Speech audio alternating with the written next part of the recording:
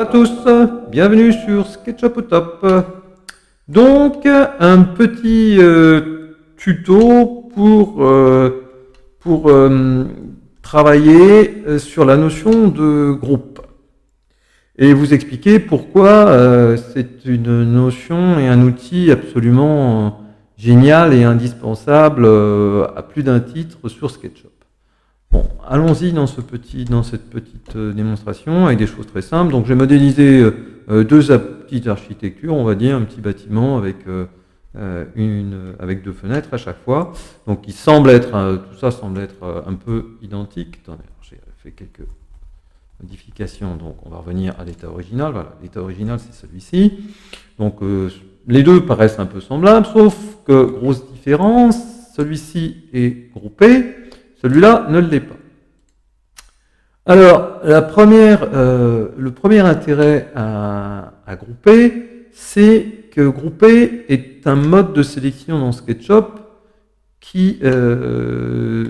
un mode qui simplifie donc la sélection. Par démonstration, quand je veux sélectionner toute cette architecture-là et la déplacer, par exemple, bien, il me suffit d'un clic de souris et j'ai sélectionné l'ensemble. Et je peux ensuite le déplacer, le mettre en rotation. C'est l'ensemble qui vient. Dans ce cas-là, c'est une autre histoire. Si je fais un clic de souris sur ce bâtiment à n'importe quel endroit, je ne vais sélectionner que la face. Et voilà, on voit bien, quand je veux la déplacer, je ne déplace pas l'ensemble, je déplace la face uniquement. Donc, comme il n'y a pas de notion de mémorisation des sélections en tant que tel dans SketchUp, grouper permet est une forme de mémorisation de la sélection. Bon, allons un petit peu plus loin. On va découvrir que, par exemple, modification, j'ai créé ces architectures-là, bon, elles ont des volets, etc. Je décide, pareil, de supprimer, je trouve qu'il y a un volet de trop, j'aime mieux la version avec un volet à droite seulement, pas la peine de... Je veux supprimer ça, je vais dessus, qu'est-ce que je fais? Je fais ça, je supprime bêtement la face, qu'est-ce qui se passe? Je vois qu'il y a un trou. Évidemment, parce que ce volet, lui, il a été dessiné sur la face, et donc il fait partie intégrante de cette face, il la découpe. Quand je veux le supprimer, eh ben, ça ne se passe pas très bien. Donc la seule façon de le faire serait de supprimer, en faisant une petite sélection laborieuse de chaque trait, et de faire une suppression comme ça. De l'autre côté, si je veux faire la même manip, vous allez voir, puisque ce sont des groupes dans les groupes, voilà, ça est un groupe, on va revenir sur Entity Info, vous allez voir, ça est un groupe, solid group, voilà, comme ça était un groupe, hein, évidemment. Donc quand je veux supprimer ce fameux volet, hop, look, un coup de sup, il n'y en a plus, terminé, pas de trou, pas de machin, je n'ai pas du tout mis en péril la solidité de ma construction. Donc voilà. Bon, autre chose, puisque je suis dans le modèle groupé, je vais vous montrer ça tout de suite. Si je veux déplacer le volet ou le mettre en rotation, hein, ce qui est son mode de fonctionnement, hein, on ferme les volets la nuit, etc. Pour faire l'obscurité, pouf pouf, on le met en rotation. Donc si je veux faire ce type de simulation, aucune difficulté, puisqu'il est groupé, que c'est un élément à part, je peux le déplacer et le mettre en rotation. Dans l'exemple d'à côté, si je veux faire ça en rotation, qu'est-ce qui se passe-t-il? Là, pouf, pouf, ah, eh ben, pas de chance, là je déforme complètement l'ensemble de la construction, puisque finalement, ce ne sont pas des entités indépendantes, c'est qu'une seule entité qui est découpée en facettes, voilà, sur laquelle j'ai mis une petite couleur pour symboliser le volet. Donc voilà, premier jeu d'exemple sur l'intérêt groupé. Deuxième petit exemple qui va être assez proche du premier, j'ai créé un petit muret dans lequel je veux intégrer des piliers, sauf qu'à ce stade de ma réflexion, je ne sais pas encore si j'en veux 2, si j'en veux 3, si j'en veux 4, si je les veux à gauche, à droite, etc. Bon, donc là, pareil, j'ai créé groupes et des groupes dans les groupes. Donc là, pareil, pour les déplacer, même pour les copier, pour les multiplier, hein, aucune difficulté, pour les mettre en rotation, etc. Pareil, je suis là, je fais absolument ce que je veux et je les déplace en hauteur. Je peux gérer leur nombre quand je le souhaite, etc. Il n'y a aucune limite à mon champ d'exploration. Donc là, on est tout à fait dans notre objectif d'efficacité dans la conception, puisque je n'ai pas de limite, enfin je n'ai pas de limite, ou en tout cas j'ai beaucoup moins de limites, je suis beaucoup moins limité, et je vais beaucoup plus vite pour faire des adaptations en tout genre et répondre à des demandes.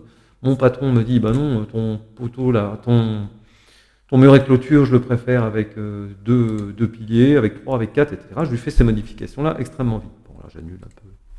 Alors que dans l'exemple, dans la mise en forme, dans la modélisation là, classique, tout d'un seul tenant, où je n'ai pas fait de groupe, s'il me demande la même chose, je suis... Bon, tant qu'il me demande de le mettre en translation sur l'axe vert, pas de souci. Si sur l'axe rouge, ah là, ça devient compliqué, et l'axe bleu, c'est encore pire. Bon. S'il me demande de le multiplier, ça risque d'être un petit peu le même genre, etc. Donc on voit bien que ce modèle, cette modélisation-là, est beaucoup moins pérenne et malléable que la première que je vous ai montrée avec des groupes, des sous-groupes, voire même des sous-sous-groupes. Bon. Voilà pour ces exemples de modélisation très simples, pour vous donner envie de grouper à tout va sur SketchUp. Alors on va prendre un modèle qui est bien plus complexe pour vous montrer un autre, pour aller plus loin dans l'intérêt et dans la notion de groupe. Bon, j'ai une architecture qui a une certaine complexité, une certaine richesse, on va dire, un bâtiment. Bon. Et il y a cette espèce c'est surtout ça qui apporte la complexité à ce bâtiment, cette espèce de résis en poteau-poutre avec des balcons, avec des jardinières, etc. Bon.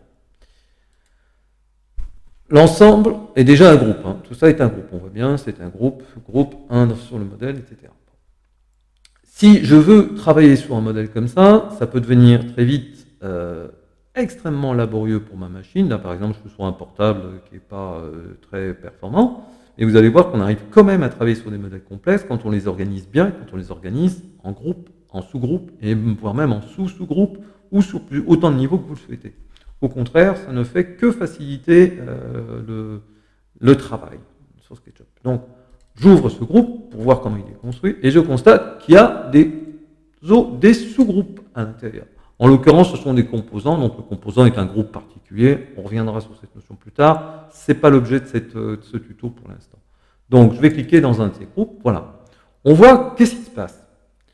Eh bien, on arrive à isoler et à simplifier à l'écran la visibilité de tout ça pour pouvoir intervenir dessus, déjà pour comprendre comment il est construit. Là, on comprend beaucoup mieux. On comprend que, ah oui, c'est une série de poteaux, de poutres, un garde-corps, des jardinières, etc. C'est assez explicite. Et pour intervenir dessus, eh ben, les choses sont très simples. Et on voit que ma machine, là, a retrouvé toute son aisance d'affichage et de fonctionnement. Et je vais pouvoir intervenir dessus, enfin travailler dessus, sans aucune difficulté. Donc alors bon, évidemment c'est un paramétrage, hein. On peut choisir de travailler aussi avec le contexte en arrière-plan. On l'a vu un petit peu tout à l'heure. Là j'affiche le contexte et je peux tout autant travailler. Sauf que ma machine va être un petit peu plus lente. D'où l'intérêt d'être dans par moment. On peut alterner les deux modes. Affichage du contexte, de l'environnement autour du groupe, ou sans affichage du contexte autour du groupe pour se simplifier la visibilité de tout ça. Voilà, une raison supplémentaire à travailler sur des groupes. Quand on est sur des modèles, plus ils vont devenir complexes et plus cette notion de groupe, enfin, plus l'emploi du groupe de manière intensive va devenir absolument indispensable, on va dire. Voilà, je pense avoir été assez exhaustif sur le sujet, en tout cas pas sur le sujet du groupe en lui-même, parce qu'il y aurait beaucoup de choses à en dire, et encore plus sur les composants, mais sur l'intérêt de travailler de façon intensive, le plus possible, avec des groupes sur vos modèles SketchUp. Voilà, je vous dis à très bientôt, à notre prochaine vidéo, et en attendant, SketchUp au top!